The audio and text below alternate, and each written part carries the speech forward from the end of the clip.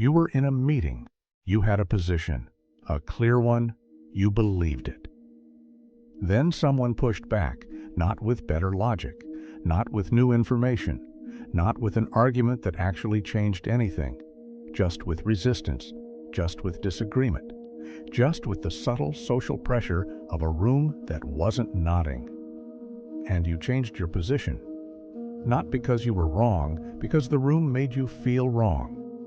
And the worst part, you told yourself it was open-mindedness, flexibility, maturity, but it wasn't. It was something much older than that, much deeper, much more dangerous. It was the need for approval, and it has been making your decisions long before you walked into that meeting room. Epictetus identified this need as the most complete form of slavery a free man can choose for himself. Not chains, not circumstance, not poverty or failure or loss. The voluntary surrender of your own judgment to the opinion of whoever is watching. That surrender, quiet, socially acceptable, constantly rewarded, is what this video is about. Daniel is good at reading rooms. He always has been. He can feel the temperature of a conversation before a word is spoken. He knows when someone is uncomfortable, when someone disagrees, when the energy shifts against him. He developed this skill young. It kept him safe. It made him likable. It opened doors. But somewhere along the way, the skill became a dependency. Now he cannot make a decision without running it through the filter of how will this be received. Not is this right? Not is this what I actually believe? Not is this aligned with what I value? How will this land? He moderates his opinions before he shares them, watches for micro-expressions of disagreement, and adjusts in real time. Presents ideas with preemptive qualifications so there is always an exit if the room does not respond well. He calls this being socially intelligent, but what it actually is a man who has outsourced his identity to a committee he never elected and cannot dismiss. Marcus Aurelius wrote, "I have often wondered how it is that every man loves himself more than all the rest of men, but yet sets less value on his own opinion of himself than on the opinion of others." He wrote this in 170 AD about men in his court, men with every resource, every privilege, every reason to trust their own judgment. And still they needed the room to confirm them. Nothing has changed. Its question for you: when was the last time you changed your position, not because you were wrong, but because the room made you feel wrong? The need for approval is not a character flaw. It is not weakness. It is not something broken in you. It is biology. Dr. Andrew Huberman's research on social approval reveals the precise neurological mechanism most men never know is running them. When you receive social approval, a nod, a smile, agreement, validation, your brain releases dopamine, the same chemical released by food, by achievement, by any reward the brain registers as meaningful. Your brain cannot distinguish between the dopamine of genuine accomplishment and the dopamine of social approval. To your nervous system, being agreed with feels identical to being right. Being liked feels identical to being good. Being validated feels identical to being valuable. This means the man who has spent years seeking approval as his primary source of reward has trained his brain to treat other people's opinions as the measurement of his own worth. Not his actions, not his values, not his private judgment of his own behavior. Other people's reactions.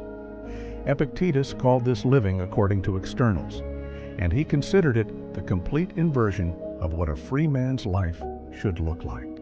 Seek not that the things which happen should happen as you wish, but wish the things which happen to be as they are, and you will have a tranquil flow of life.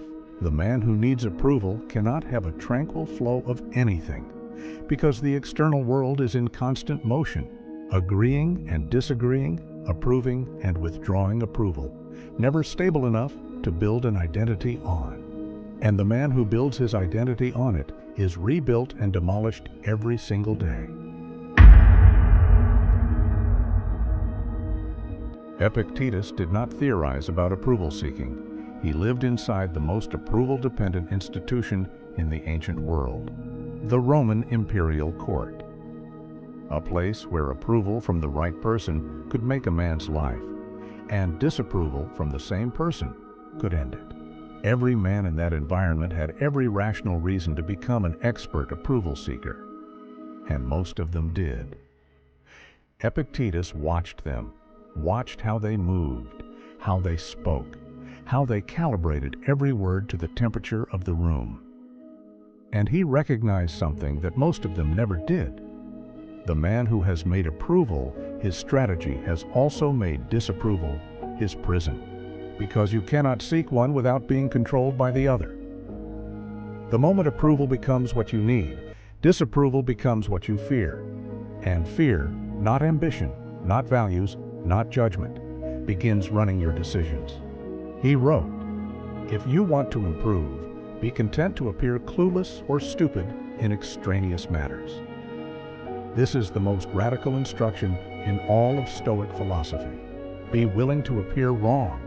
Be willing to appear foolish. Be willing to be misread, misjudged, misunderstood, in exchange for the freedom of operating from your own actual judgment.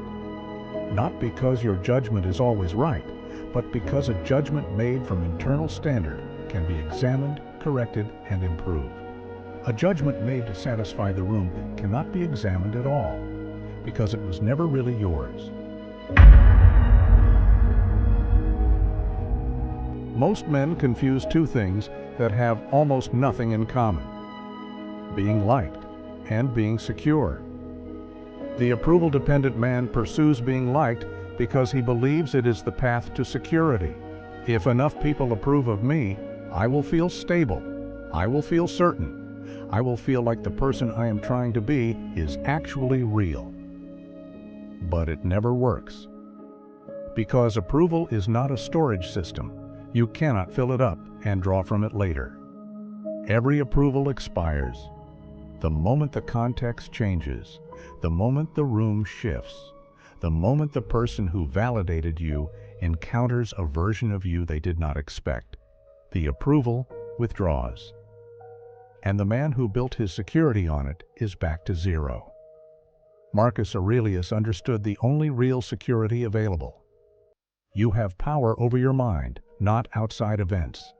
Realize this, and you will find strength. Real security is not the feeling that the room approves of you. Real security is the knowledge that you operated from your own standard, regardless of whether the room approved.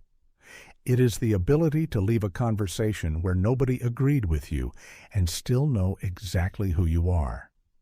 To take a position that costs you socially and feel the stability of having been honest rather than the relief of having been safe. That stability, built not from approval received but from integrity maintained, is the only version that cannot be taken from you, because it does not depend on anything outside you to exist. Daniel in a meeting. Someone pushes back on his idea. He feels it immediately, the familiar pull, the social pressure activating, the approval-seeking reflex preparing its response. But this time, he catches it. Not in the moment of speaking, in the half-second before it. He asks himself the question Epictetus gave his students. Is this mine to control? The room's reaction, not mine. The manager's approval, not mine. The colleague's agreement, not mine. His own position, his own judgment, his own standard, his. And from that clarity, he speaks. Not perfectly, not without the discomfort of knowing the room may not respond well, but from himself. This is the practice, not a dramatic transformation, not a sudden immunity to social pressure. The practice of catching the reflex before it speaks for you. And returning, in that half-second, to your own actual judgment. The Stoics called this prosoche, self-attention, the disciplined practice of noticing when you are about to abandon yourself to the room's expectation and choosing differently, once, then again, until the return to yourself becomes faster than the drift away from it. Weeks later, Daniel in a different meeting, different room, different stakes. He presents an idea. Silence, not the warm, nodding silence of agreement, the cooler silence of a room that has not yet decided what it thinks. And something is different. He does not fill the silence with qualifications and retreats. He does not scan faces for signals about how to adjust. He does not feel the familiar pull of the approval reflex preparing its edit. He simply waits, from a position of complete internal stability. Not because he does not care what the room thinks, not because approval has become meaningless, but because the room's opinion is no longer the measurement of whether his idea was worth having. He had that measurement before he walked in. The room decides what it decides. Daniel remains who he is. And that man, the one who can sit in the silence of a disapproving room and feel nothing shift in his foundation. That man changes rooms, not by demanding approval, not by performing harder for it, by not needing it, because the man who needs nothing from the room is the only man the room cannot control. And the man the room cannot control is always, eventually, the man the room respects. Asked every student. Epictetus began every session with the same question. Not what do you know, not what have you achieved, not what do people say about you. Who are you becoming through the choices you are making right now? Not through the choices the room approved, not through the positions you held long enough for the nodding to start, not through the version of yourself you performed for the available audience. Through your actual choices, made from your actual judgment, regardless of the room's response. The man who answers that question honestly and acts from the answer rather than from whoever is watching, that man does not need approval. Because he has something approval was always a substitute for. Himself? Subscribe to unique vision for the man who is ready to stop being managed by rooms and start being defined by himself.